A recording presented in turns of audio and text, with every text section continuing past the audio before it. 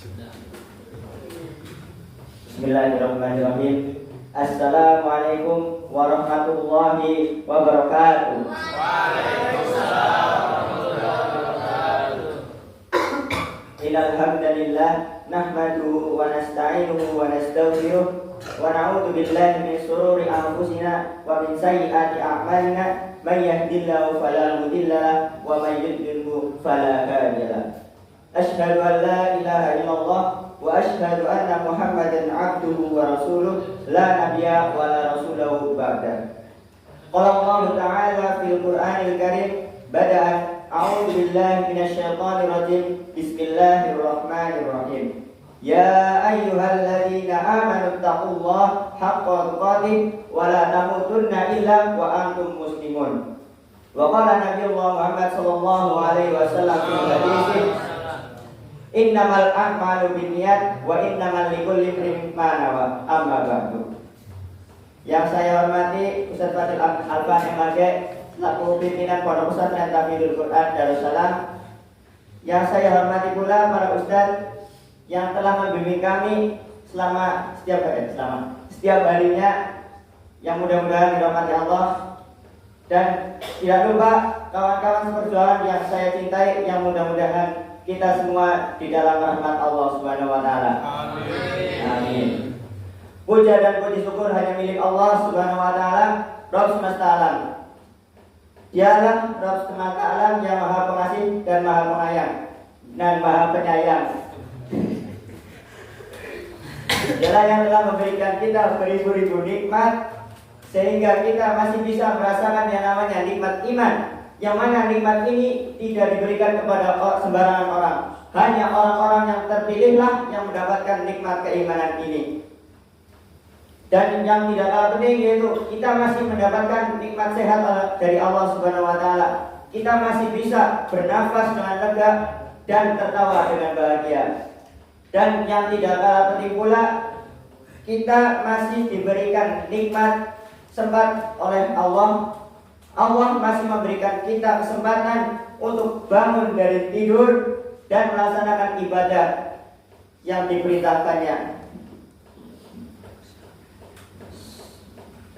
Salawat serta salam tidak lupa kita haturkan kepada Nabi kita Nabi Muhammad sallallahu alaihi wasallam yang telah membawa umatnya dari zaman jahiliyah menuju zaman Islamnya. Yang mudah-mudahan kita semua mendapat syafaatnya di yaumil qiyamah kelak. Amin ya rabbal alamin. Amin. Saya berterima kasih kepada Mas MC yang telah memberikan saya kesempatan untuk maju ke depan panggung yang indah ini. Berdirinya saya di sini akan membawakan pidato yang bertema hubungan baik. Perlu diketahui dalam hal ini, hubungan itu dibagi menjadi dua. Yang pertama, hablum minallah, dan yang kedua yaitu hablum minannas. Hablum minallah bisa kita artikan dengan hubungan kita dengan Allah Subhanahu wa taala. Dan hablum minallah landasannya adalah akidah, yaitu keyakinan kita di dalam hati. Jadi hablum minallah disebut juga dengan amalan hati atau amalan ghairu mahdhur, karena berkaitan dengan hati.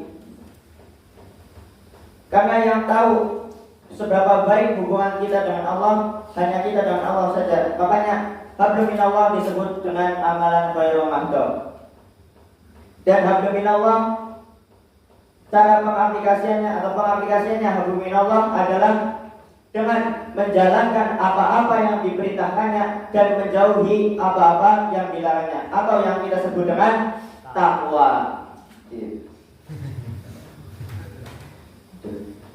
Dan bukti bahwa hablum minallahnya baik salah satunya adalah dia taat beribadah kepada Allah Subhanahu wa taala.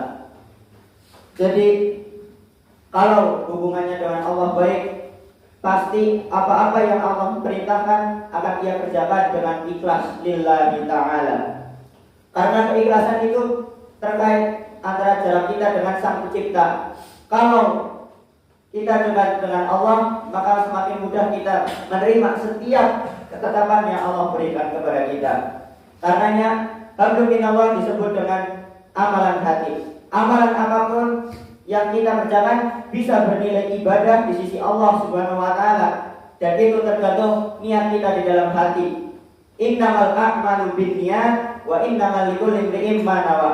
Sungguhnya setiap amalan itu tergantung pada niatnya, dan seseorang akan mendapatkan apa yang ia niatkan.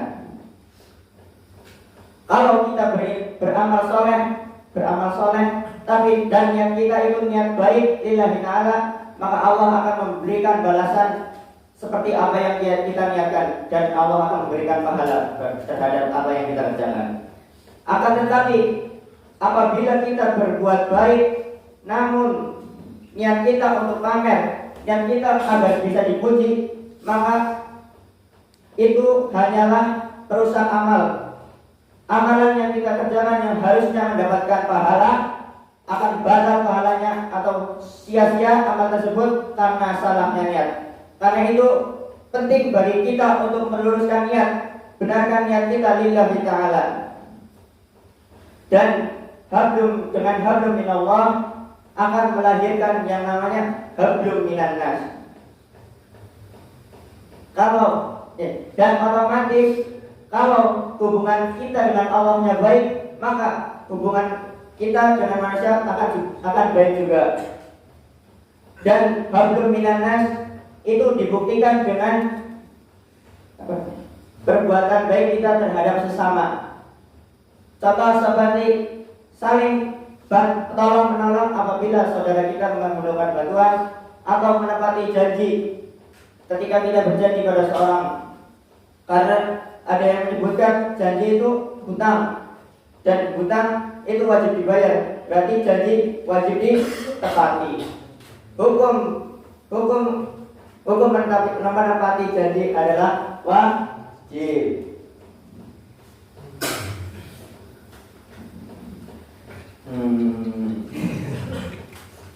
Demikian.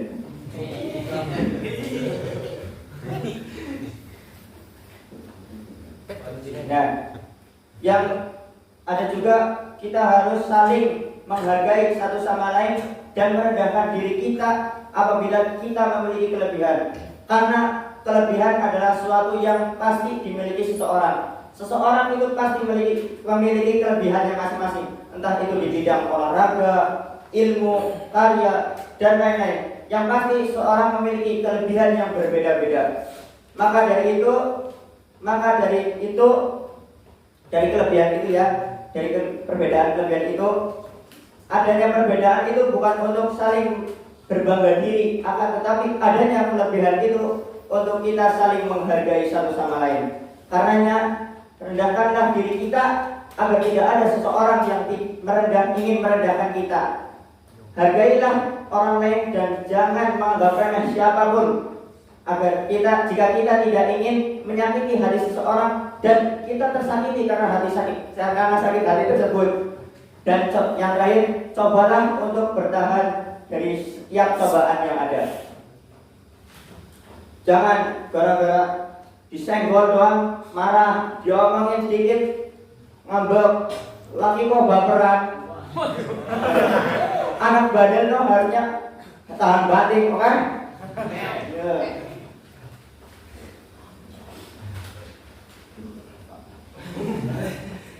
Tahan batin ya, harus tahan batin. Kita itu harusnya tahan batin.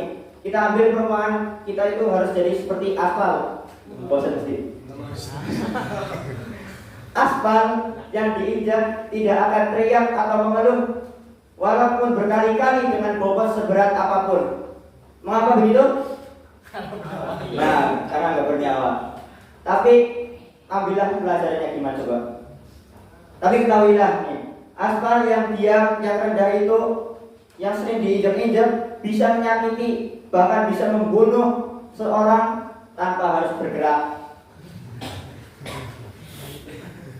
Jadi bagaimana kita mengamalkan ilmu aspal itu? Contoh, kalau ada orang yang mengajak kita, mengajak ya, ada orang yang mengajak kita, jangan jangan gimana ya? Jangan dibawa hati, diraukan saja. Bukan berarti kita pengecut, akan tetapi untuk marah itu ada kadarnya.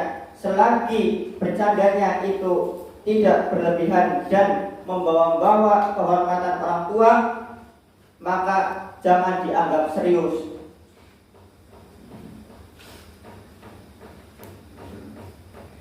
Sampai kan dianggap serius.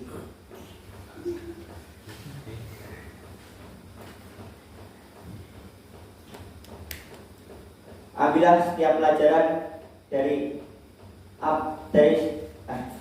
jangan dianggap serius. Ambillah pelajarannya dari semua itu dan utamakan yang namanya berpikir positif. Sebelum saya tutup, ada sedikit pesan dari saya. Tetaplah berbuat baik dan tetaplah menjadi orang baik walaupun sudah jelek di cerita orang lain. Mungkin dulu kita pernah melakukan suatu kesalahan yang membuat orang lain itu bercerita tentang kita itu sebuah kejelekan. Wah, itu masih itu jelek, jangan ditiru. Tapi jangan dihiraukan. Oke? Tetaplah menjadi orang baik. Peganglah prinsip saya itu baik. Jangan jadi jahat lagi maksudnya. Lagian jalan ke surga nggak lewat depan rumahnya. Oke? Mungkin cukup sekian dari saya. Apabila banyak kesalahan yang saya perbuat di sini, saya mohon maaf. Apabila banyak kesalahan tutur kata yang kurang sopan atau kurang enak didengar, saya juga mohon maaf. Wabillahi taufiq wal hidayah. Wassalamualaikum warahmatullahi wabarakatuh.